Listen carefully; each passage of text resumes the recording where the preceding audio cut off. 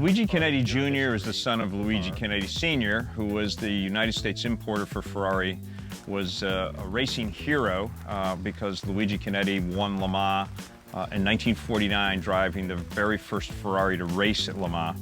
And so in Ferrari's eyes, Luigi Chinetti Sr. was like a god. It's a 1966 Ferrari 365 P2. It certainly was built as the last coach-built bespoke Ferrari for a client. Pininfarina built this car really at the request of Luigi Chinetti.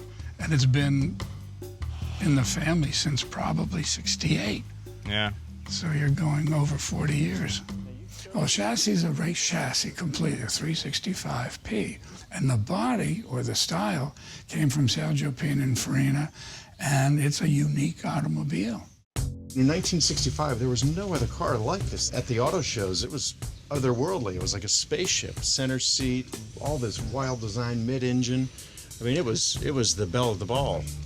All the little tiny details, because you have no pillar here, really. You have the roll bar here in the middle. Oh my gosh, the Yeah. I looked at this car how many times? Yeah, I know. Yeah. There's a roll bar. There's a roll bar there. Right. Yeah. I didn't even notice that.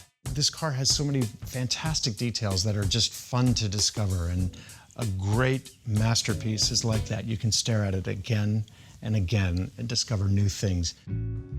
Ferrari's involvement really was fairly light. All he had to do was furnish a chassis. It's Sergio Pininfarina who had the work to do. That's where this thing is a masterpiece, because every little detail is spectacular, and that's where the car really just shines.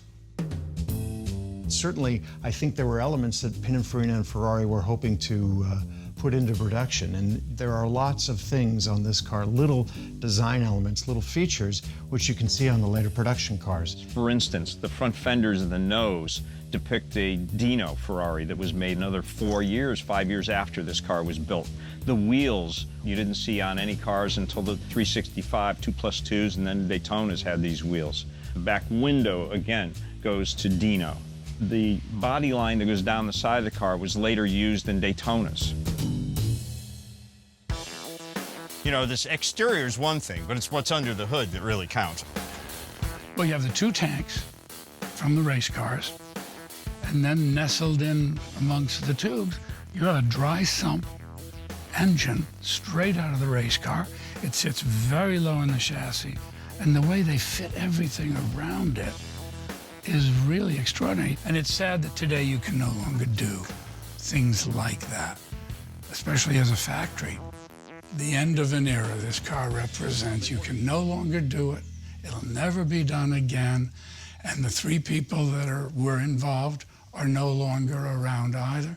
So this car, if you want, is shutting the barn doors to an era that will just never come again.